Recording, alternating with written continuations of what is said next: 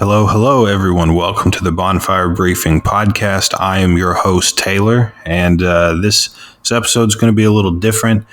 Me and my buddy Alex were planning on recording sometime today just to go over the Super Bowl, UFC 284, maybe some of the other stuff going on in the political current events realm, but he couldn't make it, and I am feeling a little under the weather myself, not feeling so great today.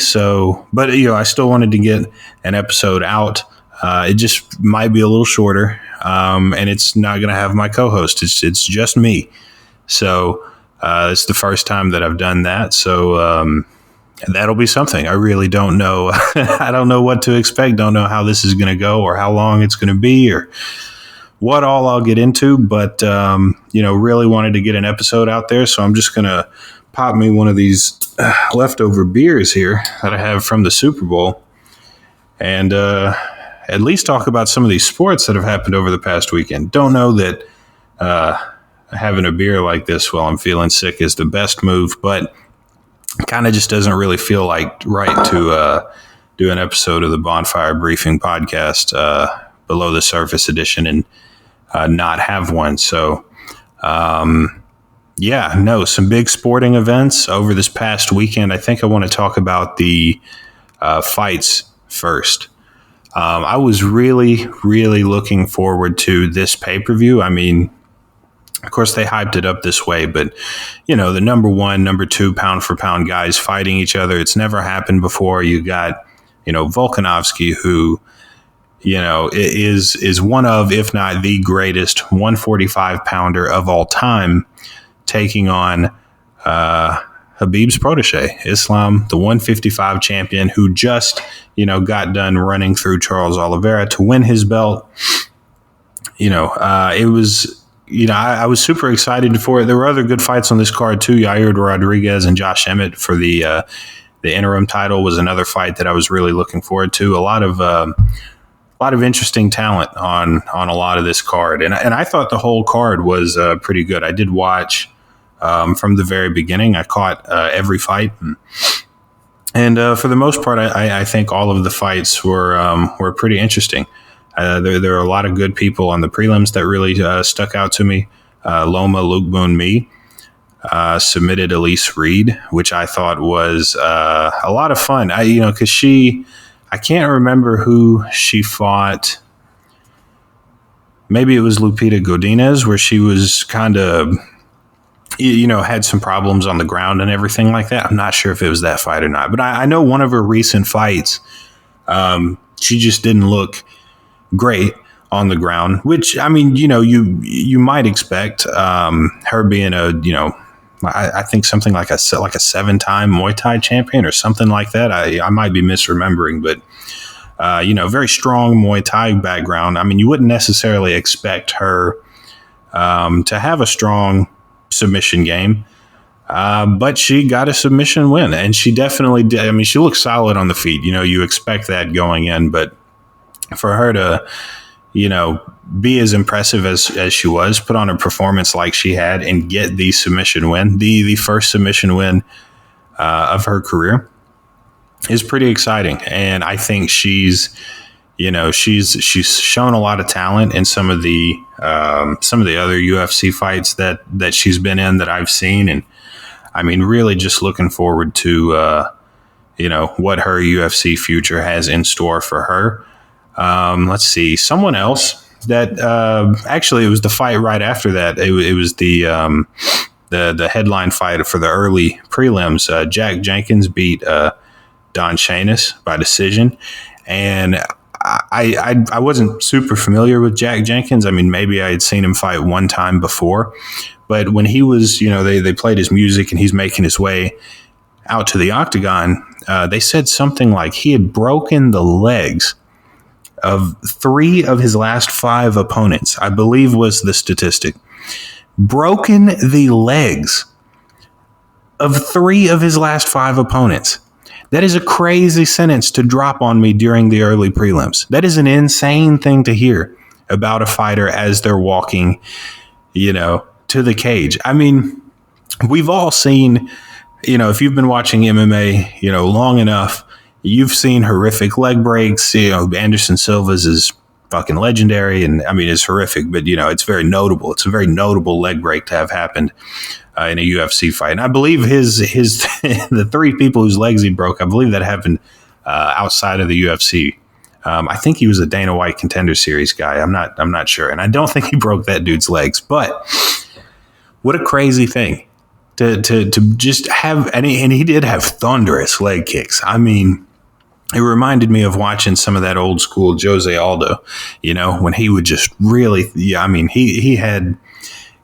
was one of the real early, he was one of the first guys I remember watching and just being like, holy shit, like that dude's leg kicks are really something else. Well, Jack Jenkins' leg kicks are really something else. They are thunderous. I mean, there was a moment there in the fight. He threw like 3 leg kicks, in short succession, and you could see 3 distinct whelps on the dude's leg from where he kicked him. I mean, that like the effect of the leg kicks was immediate. Like you could see the whelps growing on his legs, the bruising, the swelling on the leg. I mean, just some monstrous leg kicks. And he's fighting at featherweight. So these featherweight guys coming up, be careful, watch out, because Jack Jenkins is going to throw some leg kicks that will rock your world. And like I said, he did win his fight, and he looked good doing so. Got a real solid decision win. Was just, I haven't gone back and watched those fights. I went back and looked at his record. I haven't gone back and watched the fights. Only one of those fights is listed as a TKO due to leg kick. So I'm a little confused. Like how, how did he break their legs? Like he broke their leg and they were still able to fight on to a decision. Like that seems odd. I don't know, but I haven't watched it. I mean, maybe they, after the fight, went to the hospital, found out, like a part of their leg was fractured or something. I have no idea, but I mean, I can't imagine there's just going to be a slew of people lining up to fight a guy that, like there's a decent possibility that he's going to break your leg from kicking it so hard. I mean, I wouldn't sign up to fight that guy or any of these guys for that matter. But, man, I mean, that's a tough sell. I mean, that's, I don't know that you want to accept a fight against a guy who's throwing, leg kicks like that. Also Clayson Rodriguez, I'm not 100% sure how to pronounce the first name there. He fought on one of the later prelim fights, and he came out like a bat out of hell, dude. Like he was so fast and so quick and so powerful, and he ended up getting the first round TKO with about a minute left, and so didn't get to see too much of his work. It was a fight that didn't even go one full round, but he was just so quick, so fast, so powerful, and I mean that's really the kind of stuff you want to see out of a guy. They were fighting at a catch weight. I think Rodriguez missed weight. I don't want to throw that charge at him if it isn't true. I'm scanning through some stuff here and I can't immediately. Oh yeah. Okay. Yeah, it was him who missed weight. So they were fighting at a catch weight because he missed weight, but he would have, they would have been fighting at flyweight. And that, I like seeing that out of some of those lower weight guys. Just, really coming out there, guns blazing, fast, powerful, all in one. Really got, it was just a super impressive performance. And I know that fight went on for 4 minutes, but it really felt like it only went on a minute and a half, just because of how fast he was going. The pace that he started off with was insane. And he didn't really let up until he TKO'd the guy. So, that was a fun fight to see. Very, very fun performance to watch. Definitely going to have to keep an eye on him and how he progresses through the flyweight division. The main card is where it started to get a little funny. It just, the first fight between Jimmy Crute and Alonzo Menifield ended in a draw. And it ended in a draw because Menafield got deducted a point for grabbing the fence there. I think, round 3. It was a good fight. Nothing wrong with that fight at all. But like when you start a main card with a majority draw like that, it just kind of sets a weird tone for the rest of the main card. Now, thankfully, the next 3 fights ended with finishes so that the judges were not needed.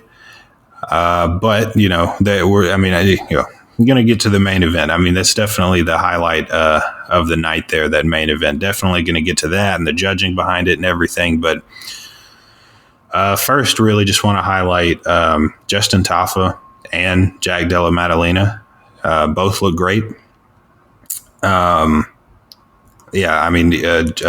Tafa got a first round knockout about a minute in over Parker Porter. Just looked like the better fighter overall. Definitely came into the fight, just in better shape, and he was a little quicker, and his punches were just, he was landing his punches easier. Just real solid performance from him. And the next fight, I thought, because Randy Brown was a decent size underdog against Jack Della Maddalena, and I thought there was a possibility, for somebody to make a little money. I didn't bet on that fight, but with those kind of odds, Randy Brown has a lot more experience in the UFC. He's fought a higher level of talent than Maddalena has. Randy Brown has wins over Francisco Trinaldo and Alex Oliveira, Brian Barberena, Mickey Gall, like those kind of level guys. So, I was thinking that this initially might be a bit more of a difficult fight for Jack Della Maddalena. And I was wrong. I was definitely wrong. He didn't knock Randy Brown out like a lot of people thought he would. He ended up getting the submission from a rear naked choke on the ground, but it was still another first round finish. All 4 of his fights in the UFC have ended in the first round, and I don't think I'll be betting against the guy ever again. It was just impressive the way that he went out there and took care of business so quickly. It's also fun, just after a draw in the first fight of the main card, we had 2 back-to-back first round finishes after that, and they were very impressive. So shout out Maddalena and Justin Tafa. But let's go ahead and dive into these championship fights. Those were really the big fights of the night. Also, I haven't said it yet, but the tweet's still up if you want to go look at it. But I predicted every single fight on this card, I did the 5 fights in the main card. I predicted every single one of those fights incorrectly. Of course, I couldn't have guessed a draw for the first fight, so I can kind of write that off as whatever. But I did proceed to just go ahead and pick the losing fighter in every other main card fight. I picked Parker Porter over Justin Tafa. I picked Randy Brown over Maddalena. And I picked Emmett over Yair Rodriguez. And, of course, I picked Volkanovski over Islam, which we will talk about. But, boy, I thought that Josh Emmett would have a better performance than he did. I'm a fan of the guy. I really like the way that he fights. I've been a big fan of him ever since he stepped in on short notice and knocked out Ricardo Lamas. That's kind of the first really big moment of his that I remember seeing. And I've been a big fan ever since. And, prior to this fight, he had put together a pretty impressive string of wins. He knocked out Michael Johnson. He's got wins over Dan Ige and Calvin Kattar.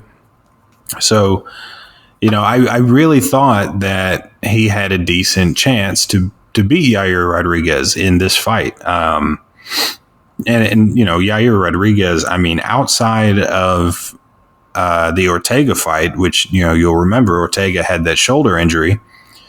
Other than that, he has not had a win in the UFC since 2019 against Jeremy Stevens. So it's been some time since we've seen Yair Rodriguez really put on a good, strong, dominant performance against, someone else in the 145 division. So, and Emmett was the underdog too. And I thought that there was a real possibility there for Josh Emmett to upset the odds makers and walk away with the interim championship. And I was wrong, just like I was with every fight before then.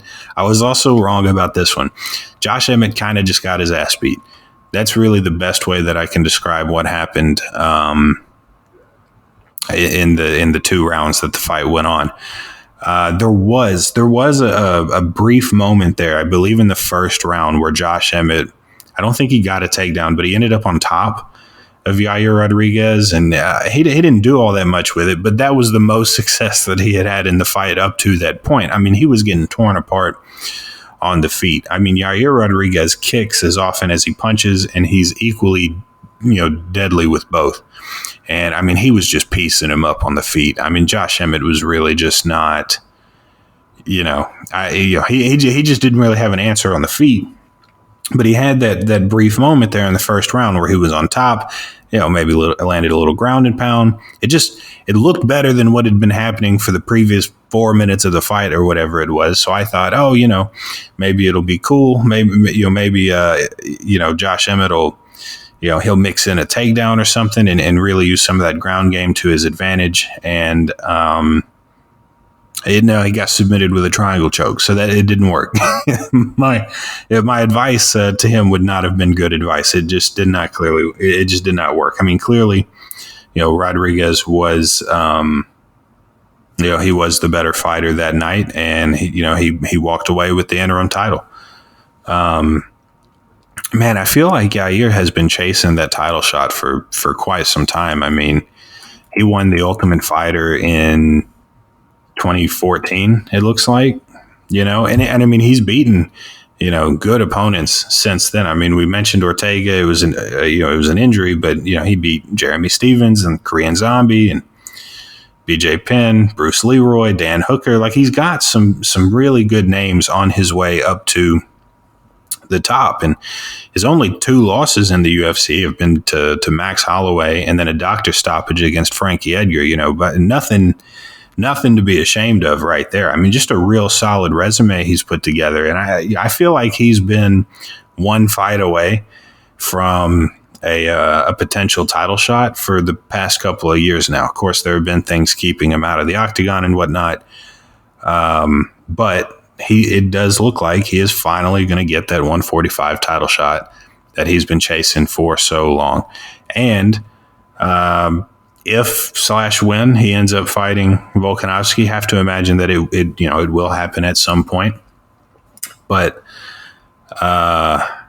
depends on what they do after that main event. I mean, let's talk about that main event, because I know a lot of people have some different controversial, have some different opinions on it. They think it was controversial. I've heard people say it was a robbery. I've heard all this and that.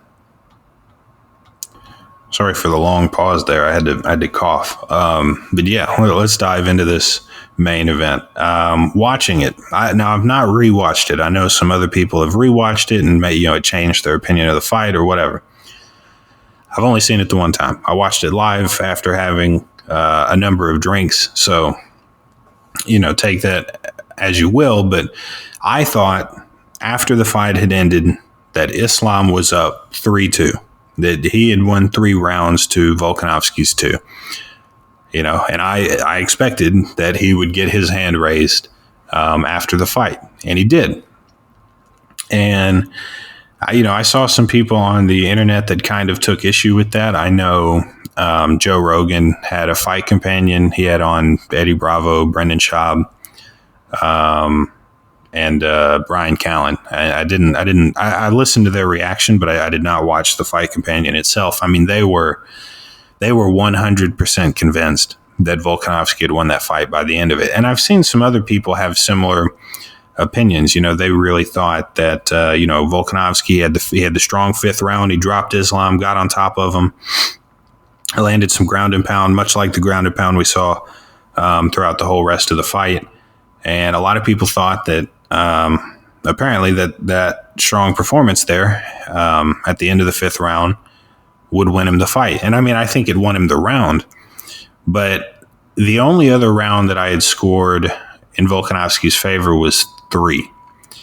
And I think I tweeted after the 3rd round that I had Islam up 2-1. And the 3rd is the round that I gave him. It was the closest up to that point. I thought it was the closest round of the fight so far. I think the first 2 rounds were just kind of dominated by Islam's grappling. And, you know, I'll say this about Islam because I am going to say a whole lot of, you know, great things about Volkanovski. But Islam's striking was pretty good, man. I will say. I know a lot of people have, you know, kind of said that that's a weakness in his game. And I mean, obviously it's not as good as his grappling because his fucking, you know, his wrestling is tremendous. But his striking looked pretty good, man, particularly his counter striking. Like he was not getting outclassed there on the feet, you know, like I feel like some people might have expected. You know, I feel like a lot of people saw this as, you know, Islam has the advantage on the ground, Volkanovski has the advantage on the feet. And I think both fighters kind of disproved that notion. Now, not that those 2 guys didn't have an advantage in those areas, just that the advantage was not as large as people thought it would be. Islam held his own on the feet, but he didn't have as much success on the ground as he was expecting to have, clearly. You know, he kept attacking submissions regularly throughout the fight. I know that, you know, that style of fighting, I've heard, you know, some people say that they think Islam was, you know, he was fighting to not lose. And I don't know that that's necessarily an unfair comparison, but he was trying for a choke every time he got Volkanovski's back. You know, he was trying to submit him. You know, I don't think, you know, I don't know that he felt like he really had that fight in the bag. I listened to Volkanovski went on Ariel Helwani's show today, and he said that, like, I think it was after the fight was over, after the 5th round, like, Islam went back to his corner, and they weren't 100% sure that they had that one in the bag. They thought they might have lost it, and you know, it doesn't really make sense to just kind of lay on the ground and stall if you think you're behind. I mean, he definitely was not. You know, I don't think his game plan was to go in there and just stall on the ground and hope he wins a decision. Like, he was actively trying to submit Volkanovski. It just turns out that submitting Volkanovski is really, really hard. And we know this from the Brian Ortega fight. I mean, Ortega locked in with 2 beautiful submissions against Volkanovski. Submissions that would have made anyone else tap. Anyone else, man. And he somehow, some way, some shape, form, don't know how, he got out of him. Yeah, so I mean, we knew that, you know, there were people out there tweeting they thought Islam was just going to run through him, was going to take him down, submit him, and it just wouldn't be a problem. And it's like, man, I didn't think that. I thought there was a possibility that Islam was able to take him down and submit him sometime throughout the fight. I didn't think it was going to be instantaneous. I mean, we all watched the Brian Ortega fight. We saw that it's not easy. And I understand that Islam is, you know, he's a better grappler and everything like that than Ortega, but it was never going to be an easy task to just walk in there and get rid of Volkanovski. And it wasn't, man. He held his own on the ground. He didn't get submitted. He found ways to work himself back up to his feet and to fight off these submissions and take advantage of the little top time that he had to land some ground and pound and just kind of stay out of harm's way. I mean, he just, you know, he showed that he is one of, if not the best fighter in the UFC right now. He really did prove it. And it's got to be one of the most impressive losing performances I've ever seen. I mean, look at the online community after the fight. I mean, everyone has such high praise for Volkanovski and how well he did moving up a division, taking on the challenge, everything like that. I mean, you know, can you even think of another loss where a fighter's stock has risen, you know, so much since the loss? I mean, it really is. It was impressive. It was just super, super impressive. I mean, I saw people on Twitter before the fight, like, there were people that were ridiculing other people that were picking Volkanovski to win. They were like, I have no idea why you would pick Volkanovski. It doesn't make any sense. Islam's a great grappler. He's the 155 champ. He's looked unbeatable so far. Well, he didn't look unbeatable last night.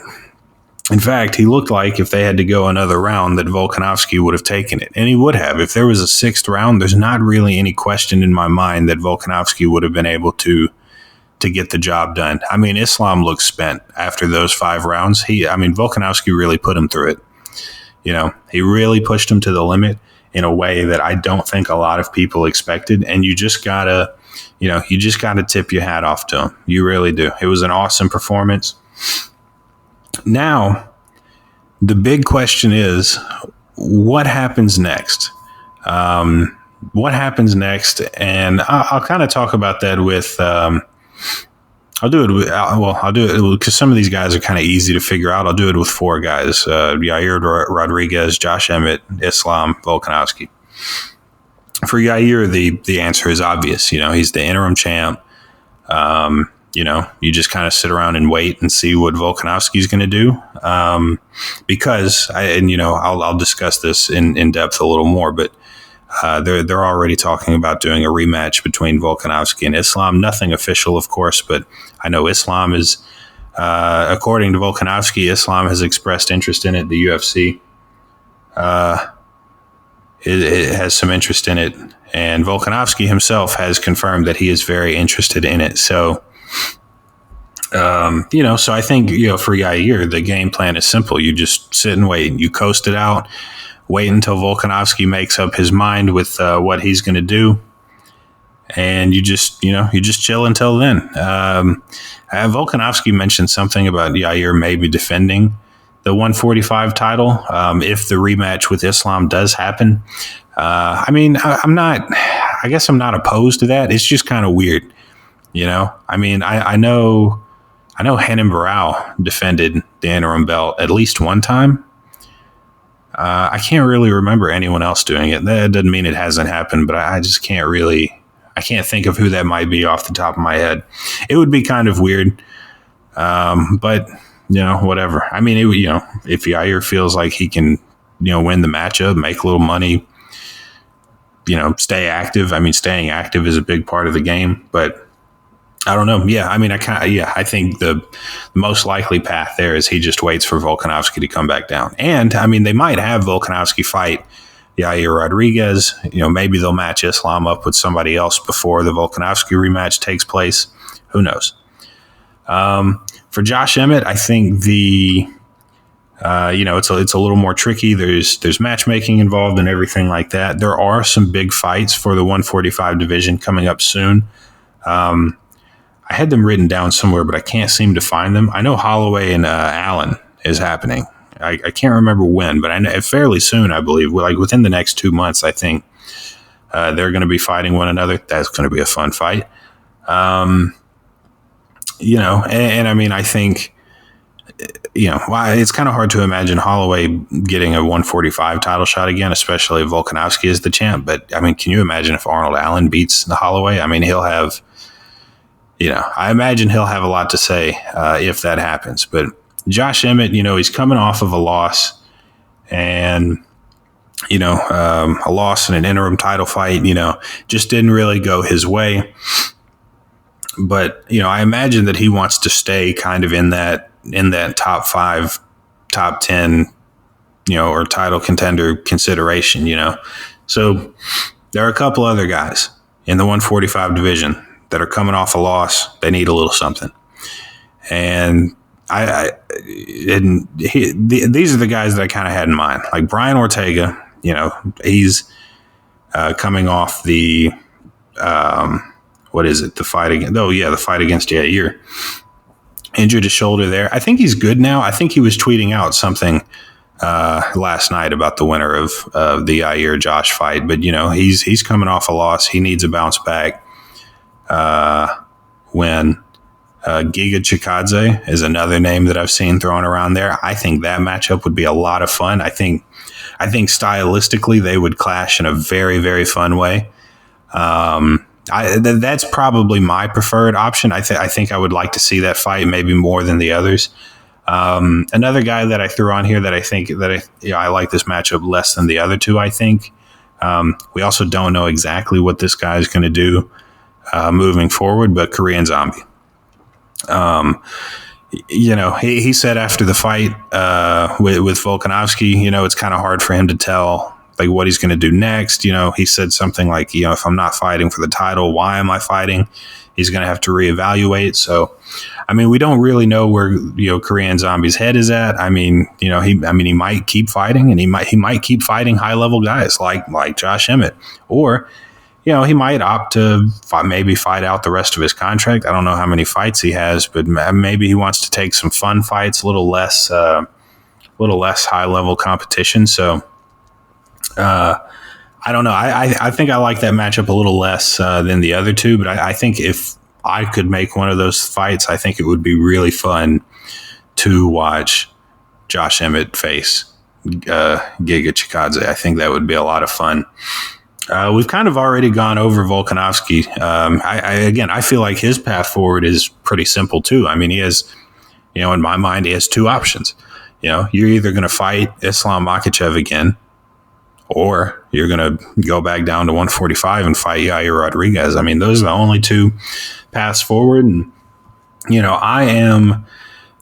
I'm always a guy that's, hesitant when instant rematches happen. Now, I think there are situations where it's warranted, like I'm not mad at Usman, fighting Edwards again. I'm not mad at Izzy fighting Pereira again for the belt. I'm not mad at that. Like if a guy has held the belt for a while, defended it multiple times, it doesn't make the least amount of sense to just go ahead and book a rematch. But this one's it's a little different because you do have an interim champ there waiting for Yair at 145. So, it would kind of honestly, it would kind of be a big middle finger to him and the division if they rebook the Volkanovski Islam fight immediately. But the fight was so close.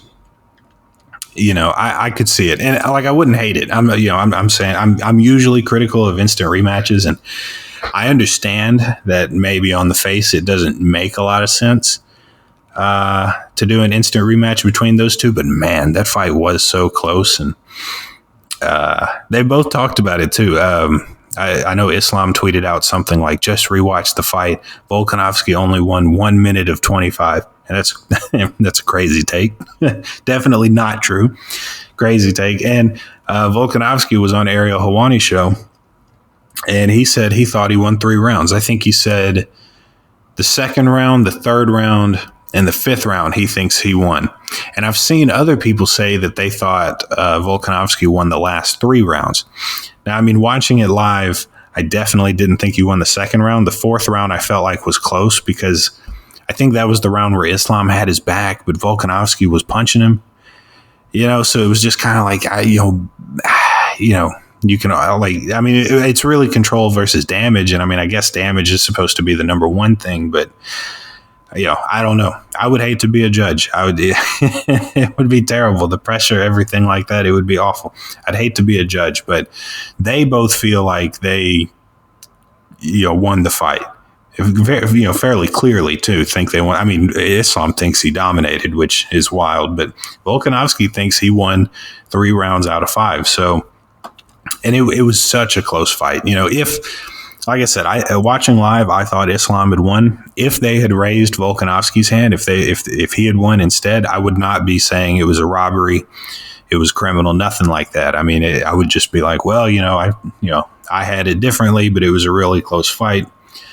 I would not be mad at them rescheduling it at all. I wouldn't. It was a lot of fun.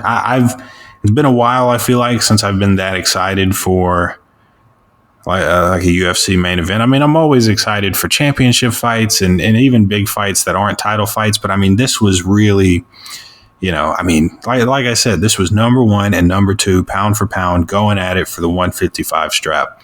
It was hard not to get excited for this fight.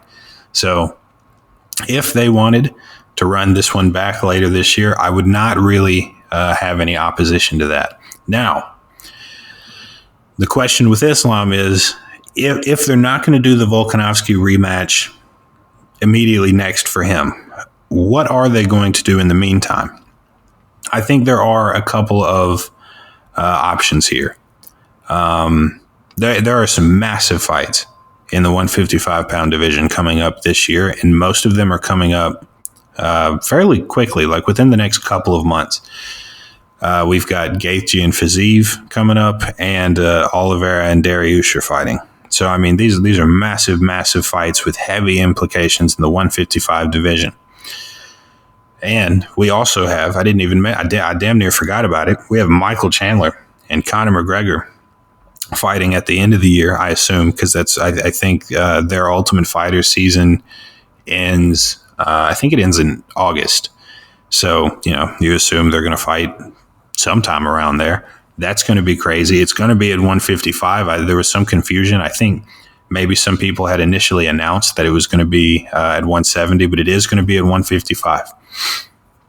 Now, here we go. Oliveira and Dariush is going to take place in May, and Gaethje Fiziev is going to take place next month in March.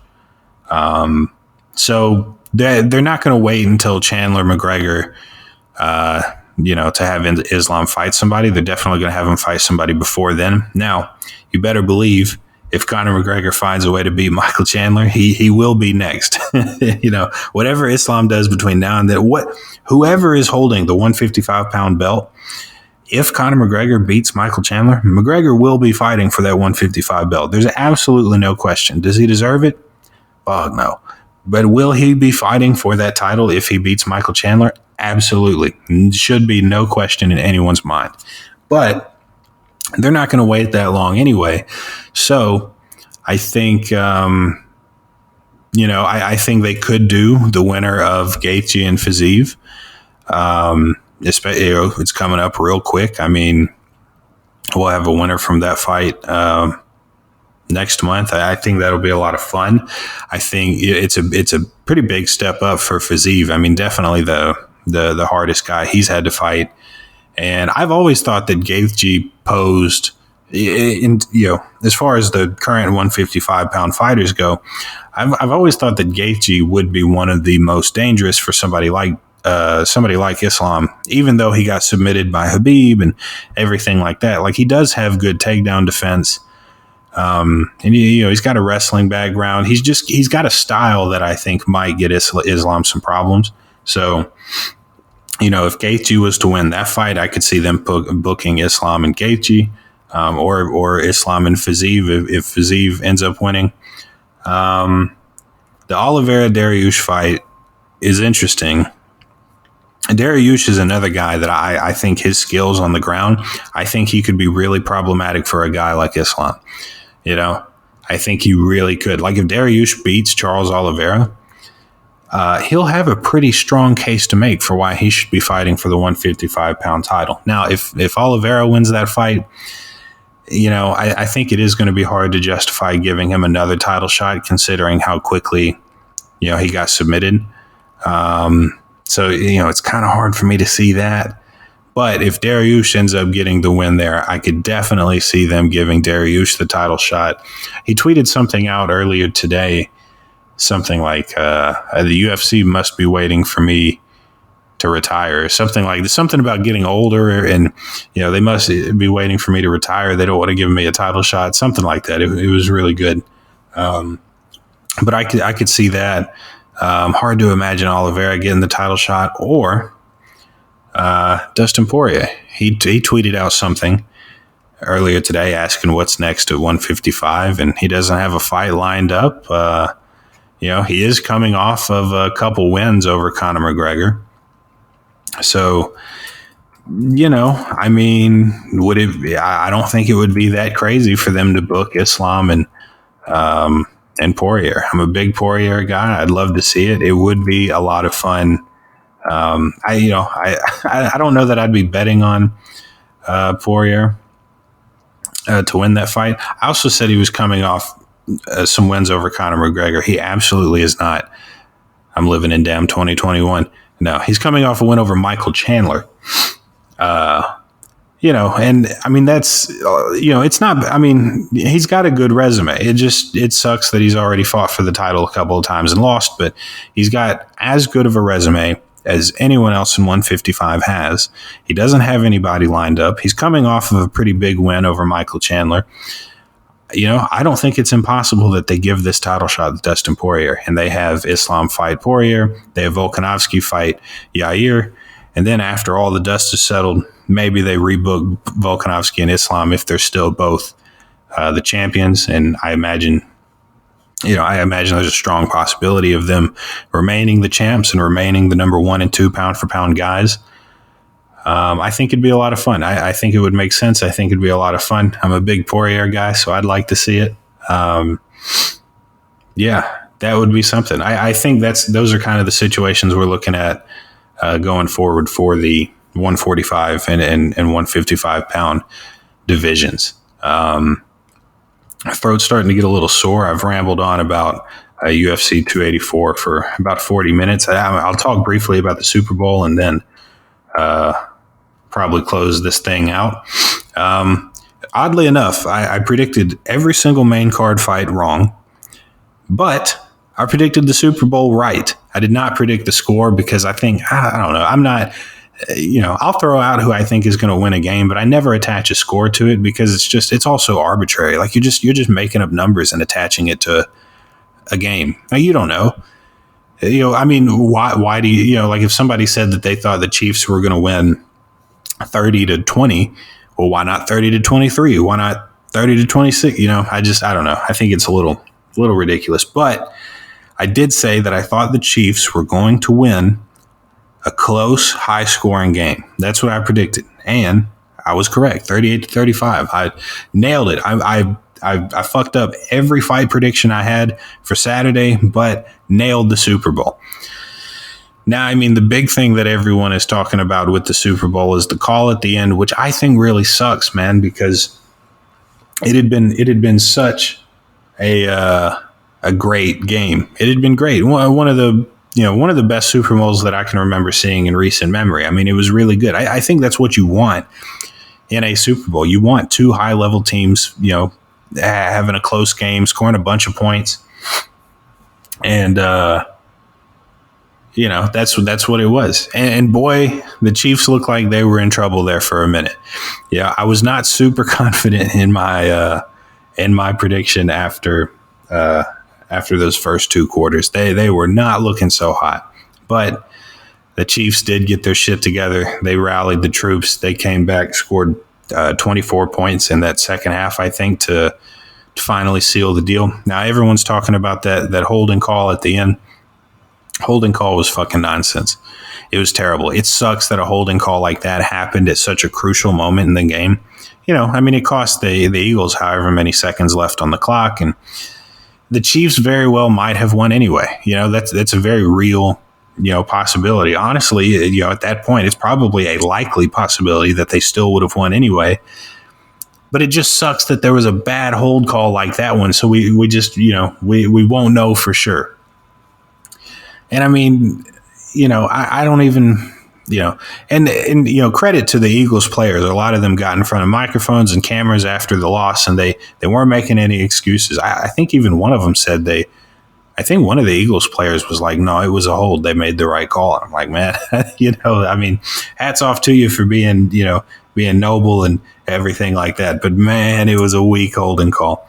But, they're right. You have 4 whole quarters to play your best football possible. And, one bad call at the end does suck. But, like they said, you got to put yourself in a situation where a call like that won't screw you out of a game. Also, something else that I think, probably impacted the game more overall was that shit turf they had. Yeah, those players were slipping and sliding all over the place. There's literally a play. I couldn't describe it in enough detail to make any sense, but Patrick Mahomes dropped back to throw the ball, and there were 4 people just slipped and fell. And all he did was drop back to throw. I think he slipped. I think a receiver slipped. I think maybe some linemen slipped. It's like a damn slip and slide out there. It's just ridiculous. I don't know how you have the biggest game in America all year. You have the biggest game. This is like the game. Everybody's watching. Even people who hate football are watching. This is the biggest thing we Americans have. I know no one else in the rest of the world cares, but we care, goddammit. We care. And I don't know how you end up with turf that bad.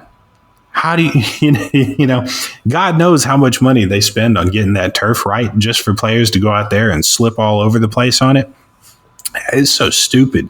It's so stupid. It's not something that should be happening. It shouldn't be happening in any NFL game like that, but it damn sure shouldn't be happening in the Super Bowl. I mean, you want to look at something that, you know, I mean, it had to have had an effect on all the players out there. I mean, they all had to play on it. You know, I'm not saying that, whatever. I'm just saying that, it was bad and it shouldn't have happened. Everybody had to play on it. So it was an equal playing field, unlike the holding call at the end, which, greatly benefited the Chiefs. But, having bad turf like that is not something that should be a thing during the Super Bowl of all places. You figure they would get that shit together. Yeah, but it was a great game nonetheless. And, the thing is, I'm sure Eagles fans are beyond pissed and they're not happy about it and all that kind of stuff. When people go back and they look at this Super Bowl, all they're going to see is the score. They're not going to remember, the turf sucked. They're not going to remember about the bad holding call, or there were some other, I think, questionable calls during the game. But people, when people look back at the Super Bowl, they don't remember any of that. There's no need to attach an asterisk to it. Anybody who's out there saying like, the Chiefs won a ring and they didn't. Anybody saying any stuff like that can get out of here. It's just not, you could find problems with every game if you wanted to. If you wanted to nitpick games, you could find a reason that whoever won shouldn't have won. But at the end of the day, it was the Chiefs coming back, pulling together, Patrick Mahomes making things happen. Shout out to Jalen Hurts, though. I think a lot of people that I know personally anyway are just not sold on Jalen Hurts yet. I don't really know how much more they need to see. It's very infuriating to talk to them. They just, I don't know. I've seen people put Jalen Hurts at like the bottom of a top 10 quarterbacks list. And I think that's crazy. I mean, to not, especially after last night, he did real well. He had the most rushing yards on his team. He had over 300 passing yards. I think people got to start putting some respect on his name. He led his team to a Super Bowl and he damn near won. He got within 3 points of winning. If that doesn't make, we should be talking about Jalen Hurts like he's a top 5 quarterback. We should have been doing that already, but we definitely have to moving forward. He put on a hell of a performance. I really like the guy. He's a lot of fun to watch. I really like mobile quarterbacks and things like that. I mean, it's, he's a lot of fun to watch. And it's clear that Philadelphia has, invested a lot of time, resources into building a system that works for him and the talent, the weapons that he has around him. Devonta Smith, A.J. Brown, I like the Titans too. And, it sucks that A.J. Brown isn't on there anymore, but I did get to watch him have a very good game in the Super Bowl. So that's fun. Dallas Goedert, I think, had a phenomenal game. Everything seemed to be rolling really well with the Eagles, except for, how things ended up there at the end. But they all put on a great performance. It was really a great Super Bowl. There have been some mediocre Super Bowls out there. There have been some damn right boring Super Bowls that I've seen, but this one was a lot of fun. It sucks that there was a bad call at the end, but whatever. It was a lot of fun. And I'm glad at least one of my predictions from this past weekend worked out. So I'm probably going to wrap it up here. I mean, I know it's been very sports heavy. I haven't gotten into any of the current events and political stuff that's gone on over the past, really just over this weekend. I mean, there's there's aliens, there's train derailments, there's maybe the biggest environmental disaster in U.S. history happening in East Palestine, Ohio. But I'm feeling under the weather. My throat's sore and I've been rambling on for about 50 minutes here. So might have to address all of that stuff with my buddy Alex next week whenever he is available and I'm no longer sick. Also, for those of you that have listened this far, just wanted to drop a little news on you. I don't know, if you remember this guy, you'll have been a fan of the podcast for quite some time. But Tommy Brown III, that I talked to months ago, he was running for county commissioner in Washington County, Indiana. I can't remember when exactly I talked to him, but I talked to him like a long while back. We've been DMing back and forth. He's running for mayor there in, I believe, Salem, Indiana, I believe is where he's running for mayor in this cycle, this year, this November. He will be on the ballot again. And like I said, we've been DMing back and forth. I'm going to have him back on the show at some point within the next week or two. And I'm super excited to talk to him again. He will be the first guest that's come back onto the show, other than my friend that I do a fairly regular podcast with. He'll be the first guy to come back to do a second sit down. So very excited for that. Very excited to hear what he has to say about the mayoral race there in Salem, Indiana. So there's a little something to look forward to. Also, like I said, might have to bring my buddy on to talk about the impending UFO invasion and everything else that's gone on over the weekend. But we'll see. I'll iron out some details on some things later this week and let you guys know when I can. But if you've listened this far, thank you so much for sticking through my first solo episode. Never recorded an episode without a guest. And let me know how I did. Reply to the tweet on Twitter, shoot me a DM, whatever. Do I need a guest? Am I too rambly? Should I always try to have a co-host with me, or is a solo podcast something you guys might want to see more of? Let me know. Shoot me a DM, shoot me an email, reply to post on Twitter, and that's it. Thank you guys for listening to the Bonfire Briefing Podcast, and have a good night.